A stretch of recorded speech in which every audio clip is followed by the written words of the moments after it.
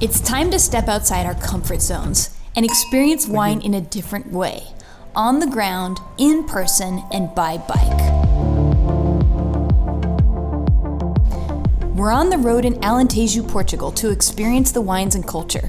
And what we found so far is that Alentejo is one of Europe's last wild wine frontiers. This is Wine Follies Mapped. I'm Madeline Puckette, and I'm here with my teammate David Gluzman. When we planned this trip, we didn't realize we'd be arriving in the middle of a heat wave. Just stopped at a supermarket as our starting point today. As you can see, we got the bikes ready. Madeline's getting some photography gear ready. It's supposed to be like 37 degrees today, which is pretty toasty. So we're trying to start a little bit earlier and save ourselves from this. Sun! Today, we're embarking on one of our biggest rides, climbing the Serra D'Ossa. We're riding in an area that's famous for its Montado Cork forests and rich marble deposits, and the wines are connected to both. So we'll be picking up 2 wines for a blind tasting at the end of the day in Estremoz.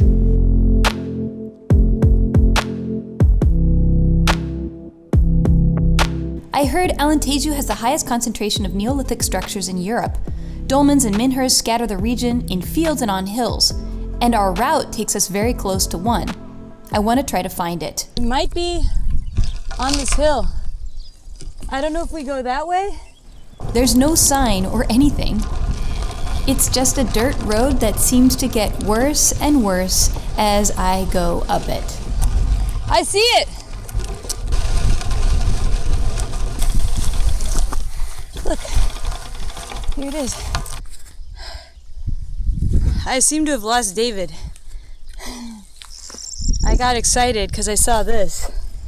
The dolmen tube or antas date back 7,000 years, and the door always faces east to the sunrise.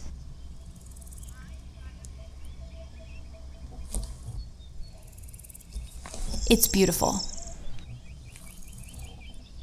Back on the road again. Now we're climbing the Serra D'Ossa.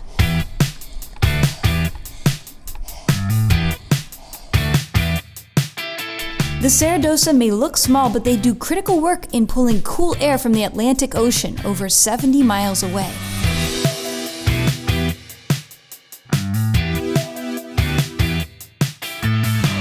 We're running late to our next winery appointment, so What? Late? We're riding so fast. we got the van to load the bikes. Onward! We're headed to the Cork Forest next. I'm super excited.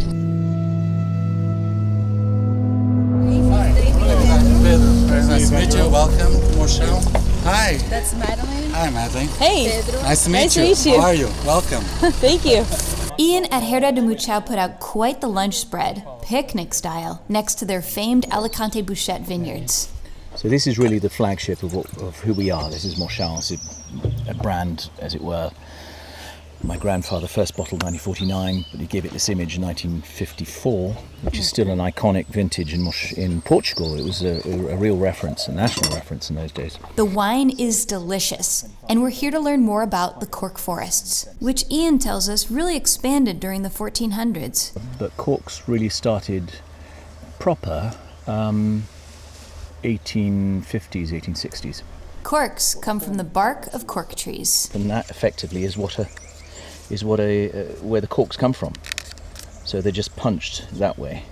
And then what you're looking for is you don't want too many of these stripes here. As we walked through the forest, we noticed the trees were numbered.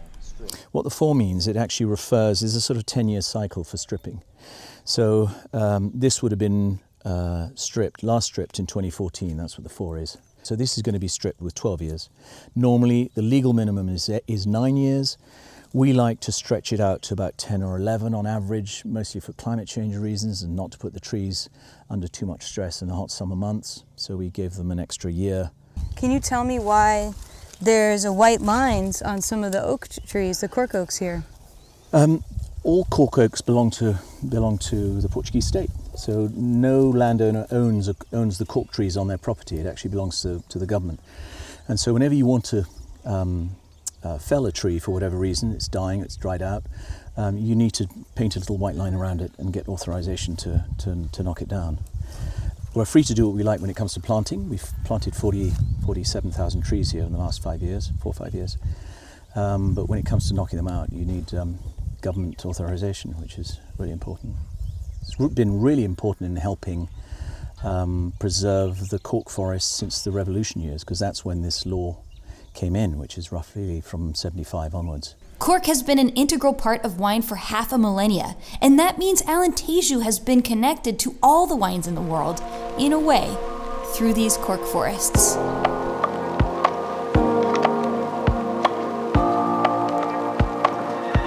Estremoz is the marble capital of Alentejo, complete with an ancient marble castle that you can actually book a room in. Yes, that's exactly what we did. The truth is, marble is a big deal in Alentejo. There is a marble industry here with amazing marble products, but it actually has an effect on the wines as well.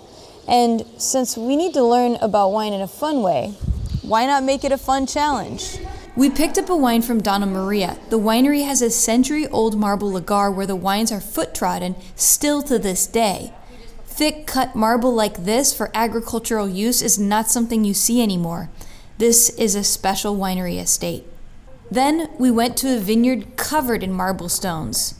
João Portugal Ramos made a single wine from this amazing marble soil vineyard. I think we'll be able to taste how marble soils affect the flavor in the wine. One of these wines is made with the marble soils, so the grapes grow out of marble soils. And how is that going to have an effect on the wine? Well, I think I can blind taste these wines. All right, guys, here's the deal. Kick Madeline out of here. She doesn't know which is which. So this guy is the ones that have marble in the vineyard, like right next to the actual vines that are growing.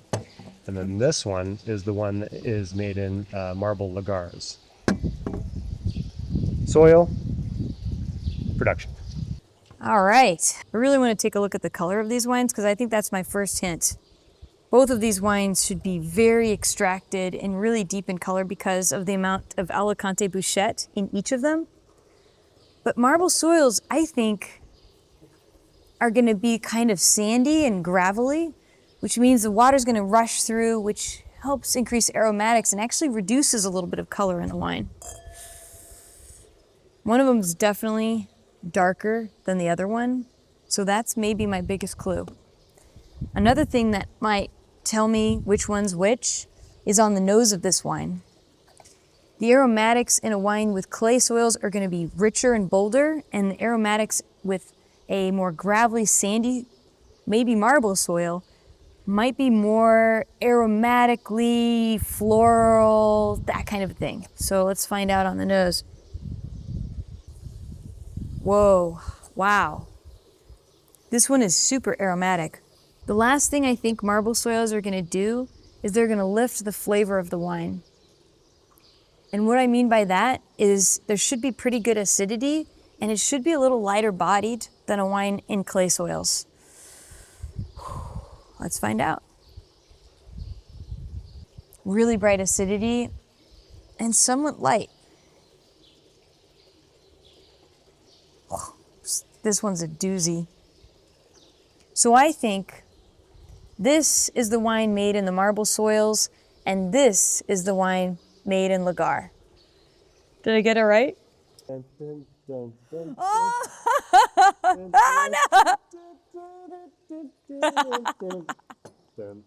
Yeah! Oh my God. Wow. I got it right. I can't believe it. I couldn't believe it. Nice work, Madeline. That's tough. Wow. Cool. Let's go drink these wines. Sounds good. Our journey in Alentejo is nearly over. But you said we can't miss Portalegre. So here we are on the bikes again on our last day, headed to our biggest climb of the trip, the road to Marval.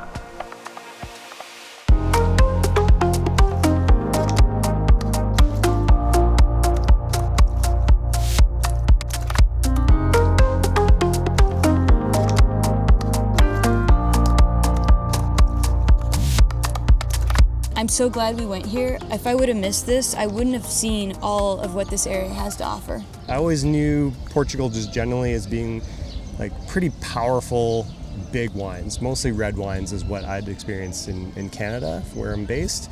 And here we had a full experience from like light, zippy, refreshing whites to like white varieties that we don't normally see all that often, and a bunch of fortified wines too, which are not port. And that was really fun to try as well. I'd never experienced those wines before, and they were fantastic. The wine world is full of posh tasting rooms and big brands, but Alentejo, at its best, offers something that's quite the opposite: a treasure trove of undiscovered wine varieties and super fine wines for those willing to trust their palate. And remember the Portuguese pottery project we did on day 1? Check this out. It turned out awesome. I hope you enjoyed this adventure in Alentejo, and if you did, please leave us a comment and let us know, or share this with somebody who might like it. And as always, until next time, happy tasting. Peace out.